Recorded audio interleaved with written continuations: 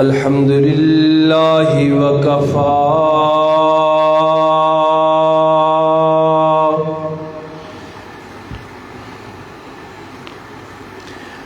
الذي خلق الأرض والسماوات العلى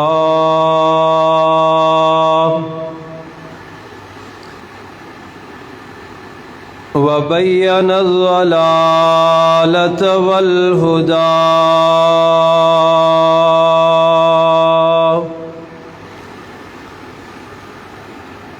لا شريك له في الأرض ولا في السماء وله العزة وله العظمة وله الكبرياء وعليه التوكل والثناء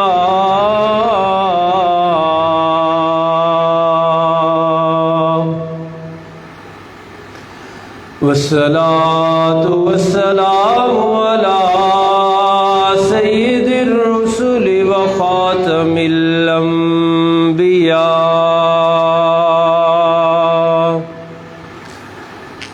أرسله الله بالحق بشيرا ونذيرا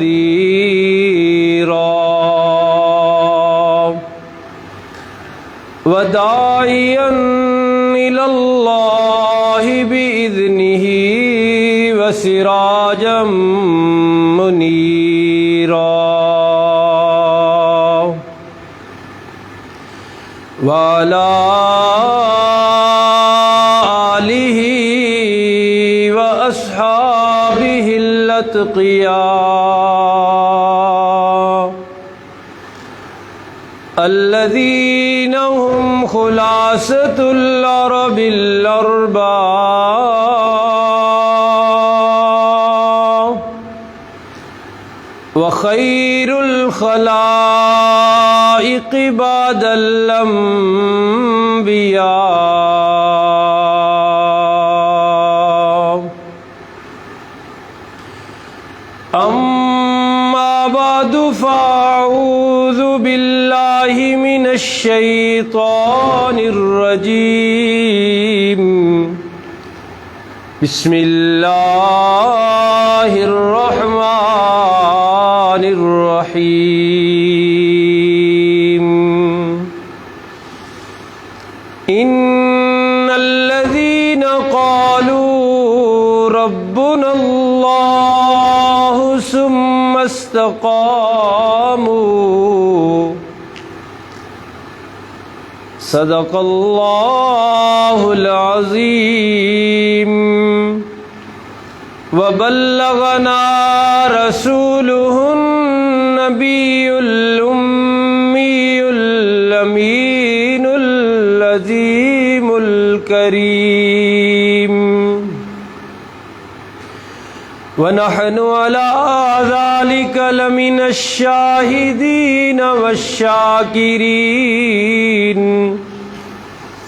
والحمد لله رب العالمين اللهم صل على محمد وعلى آل محمد كما صليت على إبراهيم وعلى آل إبراهيم إنك حميد مجيد اللهم بارك على محمد وعلى آل محمد كما باركت على إبراهيم وعلى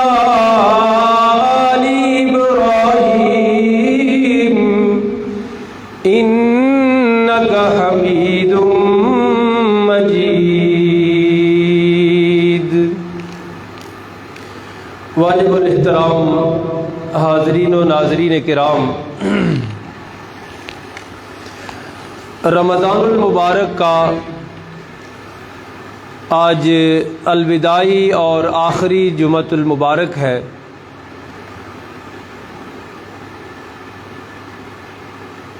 روزہ داروں کی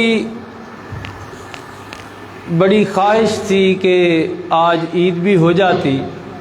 اس دن تھوڑا جب آخری جڑا بٹن ہے نا انہوں تھوڑا لاؤ، آخری وہ جدے اتنے تار لگی ہے، ہاں جی وہ تے لا دیو۔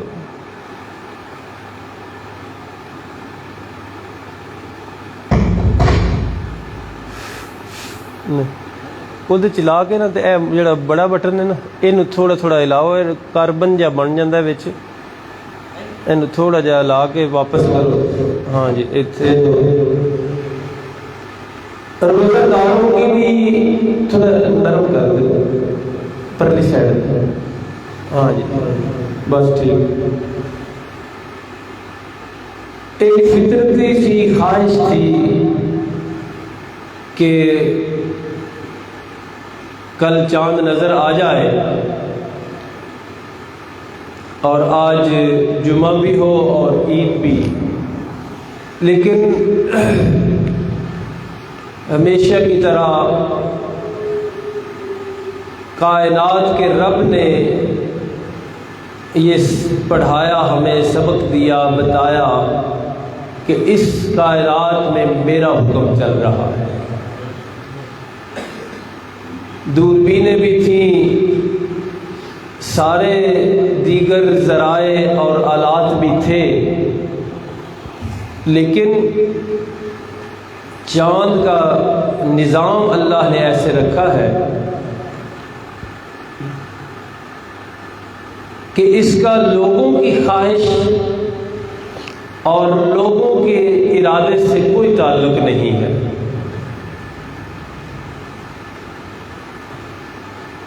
سرکار دو عالم صلی اللہ علیہ وسلم کے صاحبزادے بچپن میں اللہ کو پیارے ہو گئے، اتفاقاً گرن لگ گیا، چاند گرن ہو گیا۔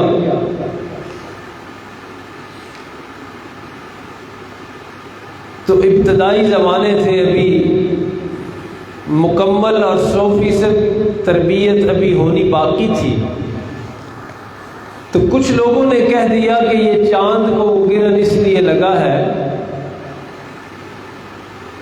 کہ اللہ کے محبوب صلی اللہ علیہ وسلم کا بیٹا جو اللہ کو پیارا ہو گیا، وفات ہو گئی، اس کے غم میں یہ جو غم منسوب کیا نا لوگوں نے، تو کریم آقا صلی اللہ علیہ وسلم نے ارشاد فرمایا، لوگوں یہ سورج اور چاند اللہ کی نشانیوں میں سے نشانیاں ہیں، ان کو ان چیزوں کا کوئی احساس نہیں، اور نہ اس وجہ سے یہ گرن لگا کرتا ہے، یہ اللہ کے حکموں کے پابند ہے۔ اور سورج ہو، چاند ہو، ان کا طلوع، ان کا غروب اللہ کے حکم پر ہے۔ یہاں پچھلے دور حکومت میں ہمارا ایک بھولو سا وزیر سائنس ہوا کرتا تھا، پتہ نہیں بھولو سا تھا یا بھالو سا تھا، تو اس نے بھی بڑی کوشش کی، جدت لانے کی اور سائنس کو اسلام پر فوقیت دلانے کی۔ کیلنڈر بنا دیا ہے میں نے پیش گوئیاں کر دی ہیں، عید اس فلاں دن ہوگی، رمضان فلاں دن ہوگا، محرم فلاں دن شروع ہوگا، لیکن ان دنوں کے حالات سے جو لوگ باخبر ہیں انہیں پتہ ہے کہ اسے منہ کی کھانی پڑی۔ دیکھیں اللہ نے سورج کو پابند کیا ہے نا، سورج کے بارے میں آپ 1000 سال بعد کی بھی پیش گوئی کر سکتے ہیں کہ 2023 ہے اب، تو مثال کے طور پہ 2123 کا فروری کب شروع ہوگا یہ بتایا جا سکتا ہے؟ میتھمیٹیکلی ریاضی استعمال کر کے آپ یہ بتا سکتے ہیں کہ 2123 کا فروری یا مارچ یا اپریل، اس میں جمعے کتنے ہیں، اس میں ہفتے کتنے ہیں، اتوار کتنے ہیں؟ کیوں؟ اسے بھی اللہ نے اس چیز کا پابند بنایا ہے۔ اور چاند پہ آ کے اللہ نے ان جیسے بھالوؤں کو لاجواب کرنے کے لیے اس کا نظام اور رکھا ہے اس کا نظام بھی اللہ کے ہاتھ میں ہے، اس کا نظام بھی اللہ کی قدرت والے ہاتھ میں، لیکن اس کے نظام میں اور اس کے نظام میں فرق ہے۔ پھر اسلام اللہ کا حکم ہے سراسر، بعض چیزیں اسلام کی سورج کے حساب سے ہیں، فجر کا وقت کب ہے، شروع کب ہے، کب ختم ہونا ہے، سورج کے حساب سے ہے، ظہر کا وقت کب شروع ہونا ہے، کب ختم ہونا ہے، سورج کے حساب سے ہے، مغرب، عصر، عشاء، یہ ساری نمازیں سورج کے حساب سے اللہ نے ان کا نظام سیٹ کیا ہے۔ لیکن عید کب آنی ہے، رمضان کب شروع ہونا ہے، مہینے کب شروع ہونے ہیں، مہینے کب مکمل ہونے ہیں، اسے اللہ نے رکھا چاند کے حساب کے ساتھ سیٹ کر کے، اور چاند کا حساب سورج سے سراسر مختلف ہے۔ اس میں اللہ اپنی قدرت کے، اپنی کمال قدرت کے، اپنی طاقتوں کے، اپنی حکمرانیوں کے مزید اظہار فرماتے ہیں کہ دیکھو تم نے کہا تھا 29 کا ہوگا لیکن نہیں ہوا، میں قادر ہوں، میرا حکم اس کائنات میں چلتا ہے۔ تو موضوع یہ نہیں ہے، کہنا یہ چاہتا ہوں کہ آج بعض لوگوں کی خواہش تھی کہ عید بھی ہو، لیکن اللہ کے فرما برداری کے نقطہ نظر سے دیکھیے، عبادت میں جن کو لذت آتی ہے ان کے نقطہ نظر سے بھی اس فیصلے کو ذرا دیکھیے، جنہیں اللہ کے سامنے جھکنے میں مزہ آتا ہے، ان کے ذرا ذہن کے مطابق سوچئے کہ ان کو کتنی خوشی ہوئی ہوگی کہ ایک روزہ اللہ نے مزید عطا فرمایا، ایک جمعے والا روزہ اللہ نے مزید عطا فرما دیا۔ اور اسی طرح یاد رکھنے کے قابل ہے یہ بات بھی کہ اس دفعہ رمضان المبارک میں اللہ نے 5 جمعے عطا کیے، یہ بھی اس کا خاص کرم ہے۔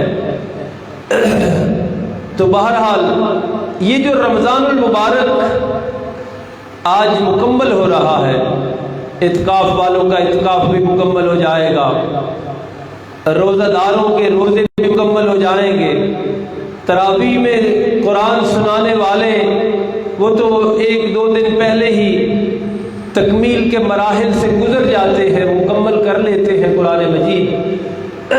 لیکن بہرحال روزے کی خاص عبادات، روزے کی خاص برکات، روزے کے خاص ثمرات، ان کا آج آخری دن ہے۔ پھر کوئی گارنٹی اور کوئی یقین نہیں کسی کو کہ آئندہ سال کے اس بابرکت مہینے تک وہ پہنچ پاتا ہے کہ نہیں۔ بڑے آپ کے ارد گرد ایسے لوگ ہیں جو رمضان المبارک میں گزشتہ آپ کے ساتھ تھے، گزشتہ رمضان المبارک، پچھلے رمضان میں آپ کے ساتھ تھے اور آج وہ نہیں تھے اس رمضان۔ آئندہ بھی اسی طرح یہ منظر بدلتا رہے گا۔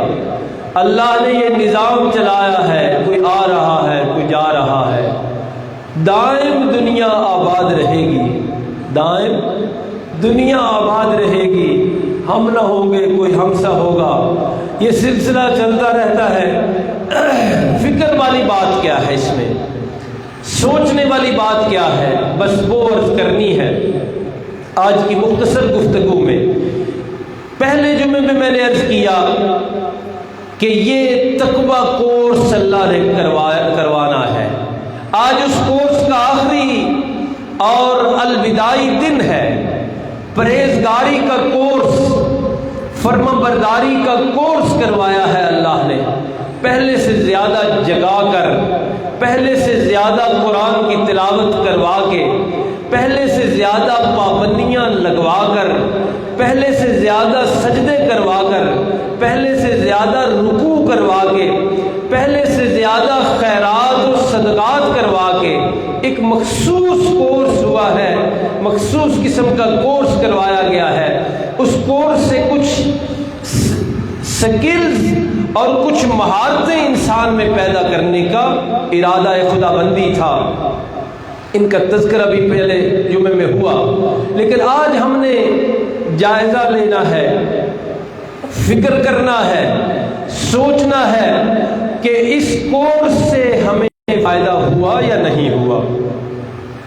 دیکھیں، انگلش لینگویج کورس آپ کرتے ہیں، زبان چائنیز سیکھتے ہیں، جاپانی سیکھتے ہیں، مہینہ 2 مہینہ، مہینے کے بعد کورس کے اختتام پر آپ کو ایک لفظ بھی نہیں آتا تو کورس کا فائدہ کوئی نہیں ہوا۔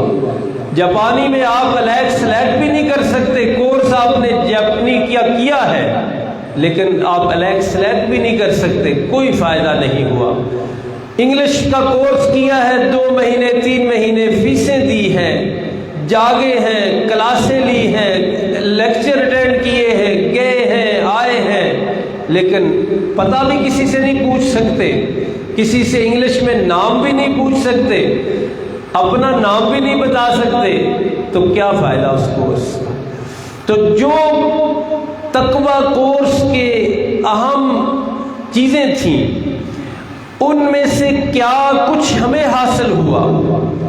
حلال کی پابندی کرنی تھی جو سکھایا جا رہا ہے، ذرا اس کی فہرست دیکھیے۔ حلال اور حرام میں فرق کرنا سکھایا گیا،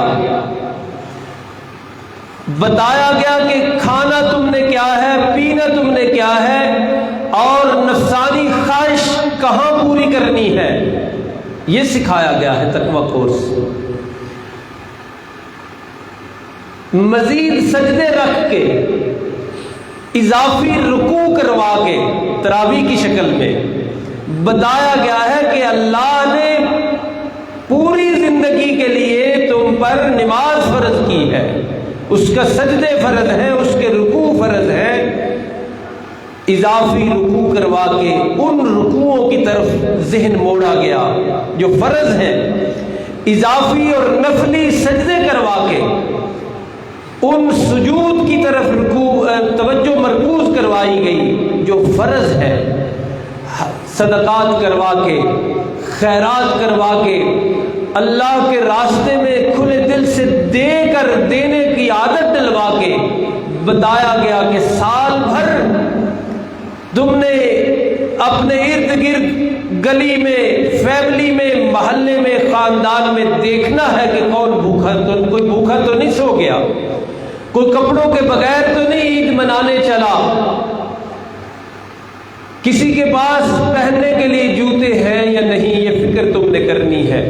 تو یہ ساری چیزیں اس کورس سے سکھائی گئی ہیں، اور ان چیزوں کے سیکھنے کے بعد اب اگلے 11 مہینے ہمیں دیے گئے ہیں کہ دیکھو جو تم نے سیکھا ہے اس پر کتنا عمل کر رہے ہو، جو تم نے تقوی، پرہیزگاری، اللہ کی فرما برداری، اللہ کے رسول کی تابعداری صلی اللہ علیہ وسلم، یہ تم نے جو سیکھی ہے، اس کورس کا تمہیں فائدہ ہوا ہے یا نہیں، اس کے لیے تمہارے پاس 11 مہینے ہیں۔ اگر حلال حرام کی تمیز باقی رہی، اللہ کے احکامات کی فرما برداری باقی رہی، رسول اللہ صلی اللہ علیہ وسلم کے احکامات کی فرما برداری باقی رہی، اور سجود میں مزہ آیا، رکوع میں لطف آیا، قیام میں سرور آیا، تو پھر تو تمہیں کورس کا فائدہ ہے۔ لیکن اگر بے سرور سجدے ہوئے، بے لذت سے رکوع ہوئے، اور بلکہ رکوع کیے ہی نہ گئے، سجدے کیے ہی نہ گئے، مسجد کا منہ ہی نہ دیکھا گیا، تو پھر واضح طور پہ آپ میں سے بھی ہر بندہ فیصلہ کرے گا کہ اس بندے کو اس مہینے کے 30 روزہ کورس سے فائدہ نہیں ہوا۔ لیکن اور یہ ساری باتیں میں اس لیے کر رہا ہوں، آپ کو معلوم ہے کہ کئی لوگ ہوتے ہیں، مسلمان ہیں، رمضان میں دل نرم پڑتا ہے، عبادات کی طرف آتے ہیں، رکوع کیا، تراویح پڑھی، قرآن پڑھا، لیکن رمضان کے بعد ان کی حالت چینج ہو جاتی ہے۔ وہ پہلی سی نافرمانیاں، وہ پہلی سی سرکشیاں ان کے اندر دوبارہ آ جاتی ہیں۔ تو ایسے لوگوں کا تذکرہ قرآن مجید میں اللہ نے کیا ہے۔ دراصل ہوتا کیا ہے؟ اصل میں میں اپنے دروس قرآن میں بھی عرض کرتا رہتا ہوں کہ یہ جو جتنی عبادات ہیں نا، یہ معاملہ ادھار کا ہے، یہ ادھار والا معاملہ ہے۔ اگر یہ کہا جائے نا کہ ایک نماز کے بعد $1 مسجد کے دروازے پر پہنچو گے تو مل جائے گا، ساری مسجدیں بھر جائیں، فی نماز $1 مسجد کے دروازے پر ہی مل جائے گا، تو کوئی نماز بندہ ضائع نہ کرے۔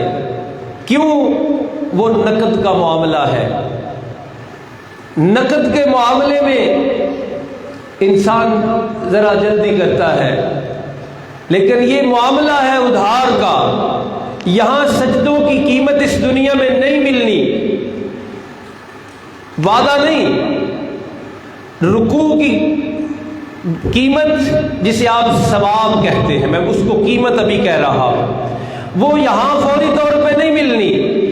20 تراویح میں 40 سجدے آتے ہیں، 40 سجدے، ان کی قیمت یہاں نہیں ملنی۔ تلاوت قرآن کے لیے وقت دینا پڑتا تھا، نظر کھپانی پڑتی تھی، بیٹھنا پڑتا تھا، ان کی قیمت، ان کا ثواب، ان کا بدلہ یہاں نہیں ملنا۔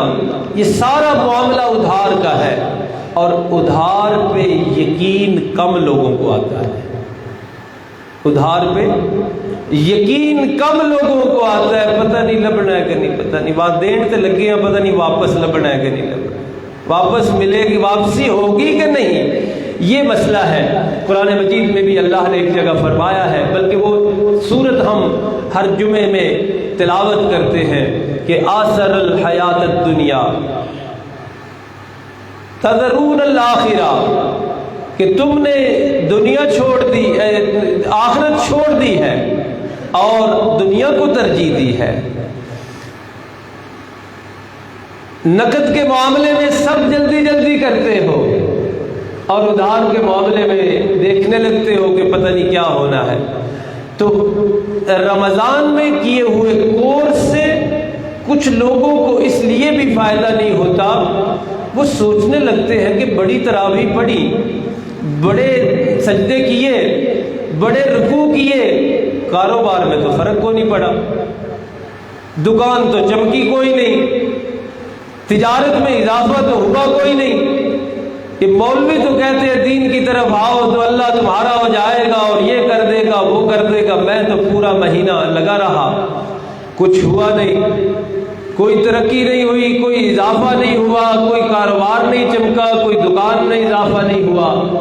تو ایسا بندہ پھر کیا کرتا ہے؟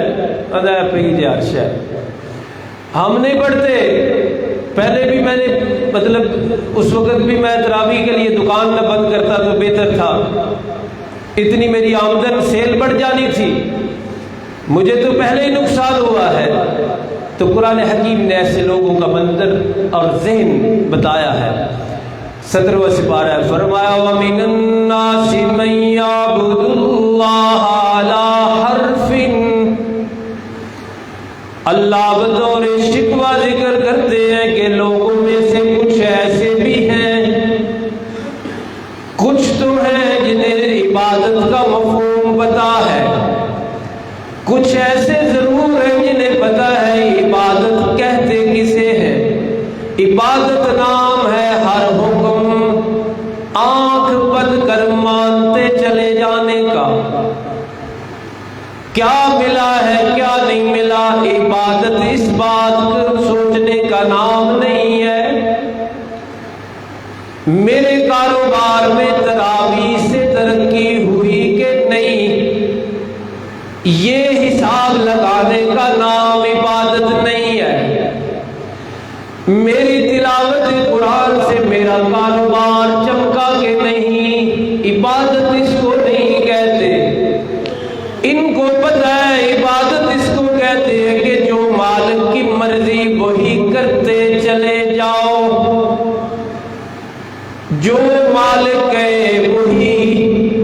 رسول کریم صلی اللہ علیہ وسلم کے طریقوں کے مطابق کرتے چلے جانے کا نام عبادت ہے۔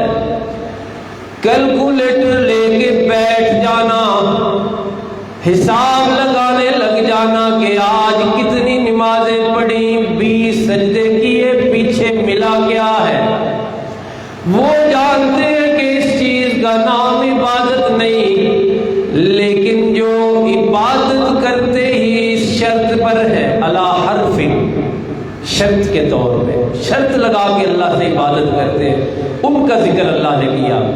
اور آیت پڑھنے کا مقصد میرا یہی ہے کہ اس تقویٰ کورس سے ہمیں فائدہ ہوا یا نہیں، اس پہ غور کرنا ہے۔ اور اس کا ایک پہلو یہ ہے، فرمایا وَمِنَ النَّاسِ مَن يَعْبُدُ اللَّهَ عَلَى حَرْفٍ، ہیں کچھ لوگ ایسے بھی جو اللہ کی عبادت شرطیہ انداز میں کرتے ہیں۔ فَإِنَّ أَصَابَهُ خَيْرٌ، سجدے کیے، کاروبار چمک اٹھا، روزے رکھے، اللہ نے برکتیں دے دی، اطمأن بِهِ، مطمئن ہو گیا کہ ہاں اللہ ہے، اللہ ہے، پتہ چلا جی مجھے اللہ ہے۔ کاروبار میں برکتیں آ گئی تو اسی وقت کہنے لگا کہ ہاں عبادت کی ہے، مزہ آیا ہے، اللہ نے بڑا نواز دیا، بڑی برکتیں آئی، بڑا کاروبار چمکا، خیر و برکتوں کی بارش ہوئی۔ لیکن قرآن کہتا ہے وَإِنَّ أَصَابَتْهُ فِتْنَةٌ، لیکن اگر آزمائش آ جاتی ہے، سجدے کیے، کاروبار نہیں چمکا، روزے رکھے، تجارت میں اضافہ نہیں ہوا، اللہ کی عبادت کے لیے وقت نکالا، دکان بیٹھ گئی، مزید خسارے میں چلا گیا، مزید قرضہ چڑھ گیا، تو یہ عبادت تو چونکہ کر نہیں رہا تھا نا، یہ سودے بازی کر رہا تھا نا، سودے بازی۔ وَإِنَّ أَصَابَتْهُ فِتْنَةٌ، عبادت اللہ کی کر رہا تھا، آزمائش آ گئی، شرطیہ اور سوداگری کے انداز میں عبادت کر رہا تھا، اس لیے کیا ہوا، انقلب علی وجہہ، اور جس کا ترجمہ میں نے کیا نا کہ ہے بھئی یار شاید انہاں مسیطہ والے سانتے تنگ کیتے ہیں، مولویاں ستا لیا بڑا، کاروبار کریے، پیٹ پالیے، بچے پالیے کہ نمازاں پڑھیے، یہ جملے بنے ہوئے ہیں۔ فرمایا قرآن نے انقلب علی وجہہ، اللہ کی شرطیہ عبادت سوداگری اور تجارت کے انداز میں کرنے والے کو پہنچی جب مصیبت تو ہر چیز چھوڑ کے بھاگ گیا، نہ روزہ، نہ نماز، نہ حج، نہ زکوٰۃ، نہ صدقہ، نہ خیرات، اللہ کی مزید نافرمانیوں پہ اتر آیا۔ قرآن فیصلہ کرتا ہے خسر الدنیا والآخرہ، اللہ کی عبادت چھوڑی ہے دنیا کے لیے، لیکن قرآن کہتا ہے دنیا بھی دبا کر بیٹھا ہے یہ، اور دین بھی دبا کر بیٹھا، سب کچھ دبا کر بیٹھا۔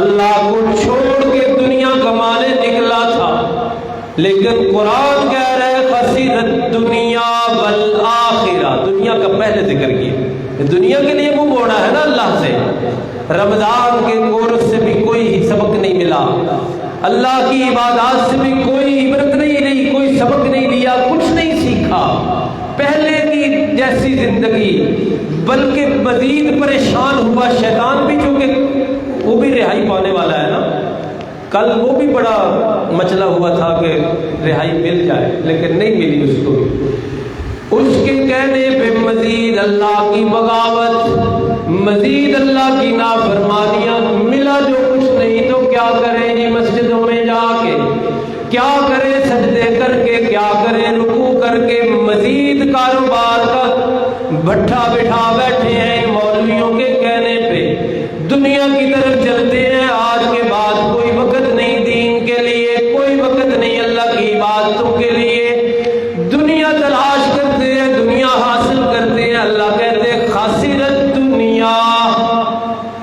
حاصل نہیں ہوتا۔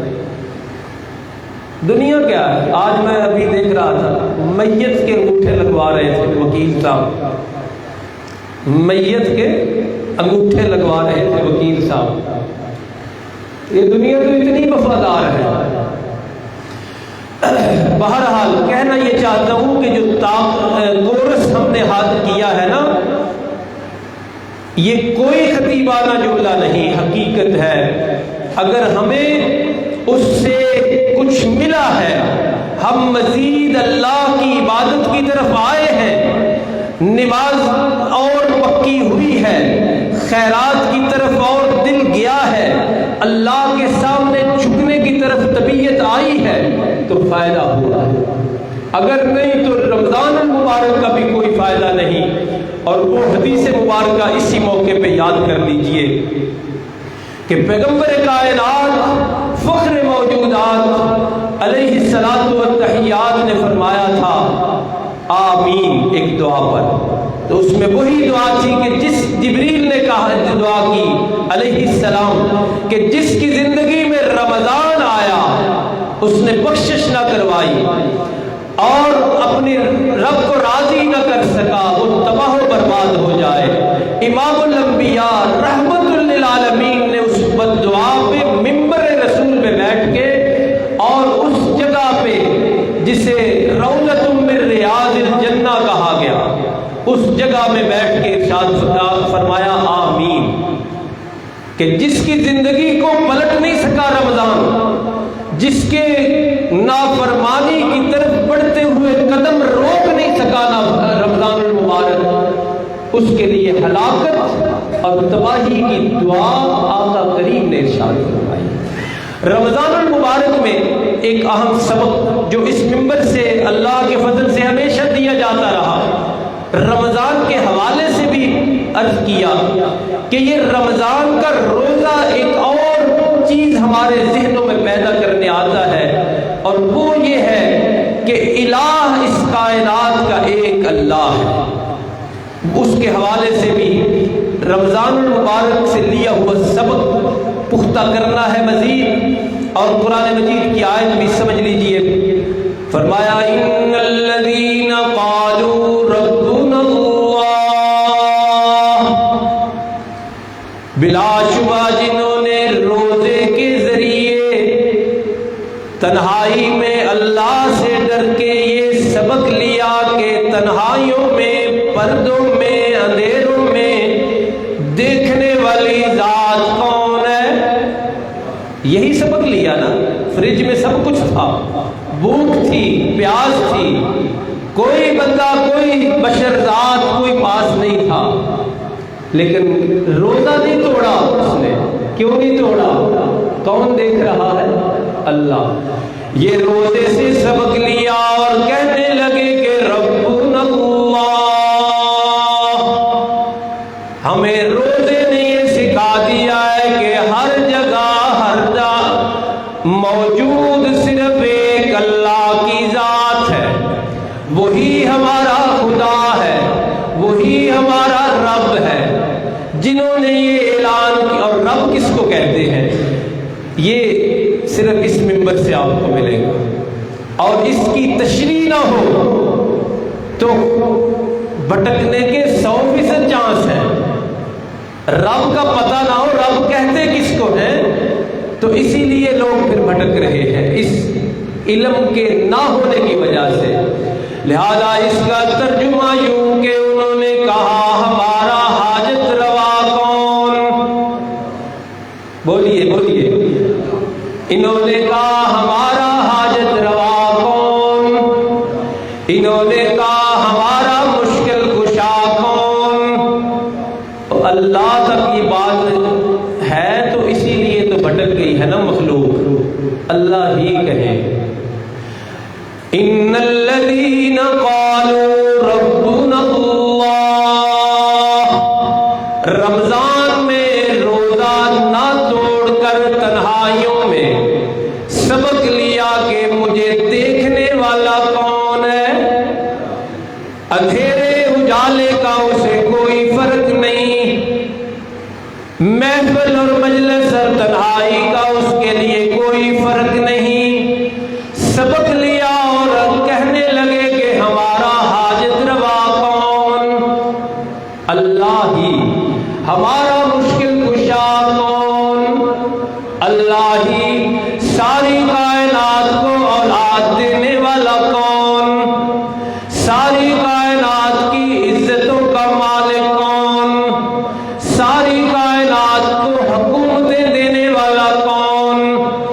حکومت واپس لینے والا کون؟ ذلت کی پستیوں میں کس کے حکم سے مخلوق اترتی ہے؟ اللہ کے حکم سے۔ مشکلیں ڈالنے والا کون؟ مشکلیں ڈالنے والا کون؟ یہ سبق لیا، سبق لینے کے بعد اللہ کہتے ہیں ثم استقاموا، پھر یہ سبق چھوڑا نہیں کسی کی مخالفت کی وجہ سے۔ جب کہہ دیا پالنے والا اللہ ہے، پھر اتنے ڈٹ گئے برادری کی مخالفت کوئی اثر انداز نہ ہو سکی۔ جب کہہ دیا اللہ کے سوا کوئی مشکل کشا نہیں، اس بات پہ اتنے ڈٹ گئے جعلی پیروں کا کوئی خوف پہ نہ رہا۔ میں جعلی پیروں کی بات کر رہا ہوں، اصلی پیر قابل قدر ہے، اللہ کے رسول اللہ صلی اللہ علیہ وسلم کے پیروکار 100% پیر قابل قدر ہے۔ ان الذین قالوا ربنا اللہ، کہہ دیا کہ عزتوں کا مالک صرف ایک اللہ ہے۔ وتعز من تشاء وتذل من تشاء، عزت ذلت کسی اور کے ہاتھ میں نہیں ہے، یہ کہنا ضروری ہے۔ عزت ذلت کسی اور کے ہاتھ میں نہیں۔ رمضان سے یہ سبق لیا اور پھر ثم استقاموا، اس پر اتنے ڈٹ گئے، اتنی استقامت اختیار کی، اتنا مضبوط عقیدہ بنایا کہ پھر کسی لالچی گدی نشین کے کہنے پہ اپنی سوچ نہیں بدلی۔ ثم استقاموا، آج کی گفتگو کا یہی مقصد ہے، یہی کہنا چاہتا ہوں کہ رمضان المبارک سے لیے ہوئے اسباب پر استقامت بڑی ضروری ہے، ورنہ آپ کا کورس کیا ہوا، وہ کورس میں جانا، کورس میں آنا، لیکچر اٹینڈ کرنا، سب کچھ بالکل بلا بے فائدہ اور فضول جائے گا اگر اس کورس کے اصل مقاصد حاصل نہ ہو سکے۔ 2 لائنوں میں عرض کر دوں کہ اللہ رمضان المبارک میں اپنی فرما سکھانا چاہتے تھے، اس کے لیے یہ مخصوص کورس تھا۔ اس فرما برداری کا تسلسل اگر رہا رمضان کے بعد بھی، سمجھیے کورس کا فائدہ ہوا ہے۔ اگر اس فرما برداری، تابع داری، عبادت، تذلل، عاجزی، انکساری اور اللہ کے سامنے جھکنے میں وہ لذت، وہ مزہ نہ آئے جو رمضان المبارک میں آ رہا تھا، تو فکر کی بات ہے کہ اس کورس کا کوئی فائدہ نہیں ہوا۔ اللہ رب العالمین ہمیں توفیق عطا فرمائے کہ ہم ارادہ خداوندی سمجھیں، مشیت الہی سمجھیں، اور دین جو کچھ کہنا چاہتا ہے، دین والے جو کچھ کہنا چاہتے ہیں وہ سمجھیں۔ اس لیے کہ بالکل 100% بات سے یہی درست ہے کہ تابع داری میں نجات ہے، فرما برداری میں بچت ہے، اور نافرمانی میں سراسر نقصان ہے۔ اللہ کی، رسول اللہ صلی اللہ علیہ وسلم کی تابع داری سے سرکشی کرنا، بغاوت کرنا، سنی انسنی کر دینا، جیسے کسی نے کچھ کہا ہی نہ ہو ایسے کر دینا، خود سوچئے کہ اس سے بڑی ناقدری اور بے ادبی پھر اللہ اس کے پاک پیغمبر کی کیا ہوگا، کہ ایسے محسوس کرانا جیسے کسی نے کچھ کہا ہی نہیں، جیسے اللہ نے بلایا ہی نہیں، جیسے رسول اللہ صلی اللہ علیہ وسلم نے کوئی حکم دیا ہی نہیں، ایسے زندگی گزارنا۔ اللہ پاک سمجھنے کی توفیق عطا فرمائے۔ وما علینا الا البلاغ المبین۔ نماز عید الفطر جو ہے کل انشاءاللہ آپ کی اسی جامع مسجد میں 8 بجے نماز شروع ہو جائے گی۔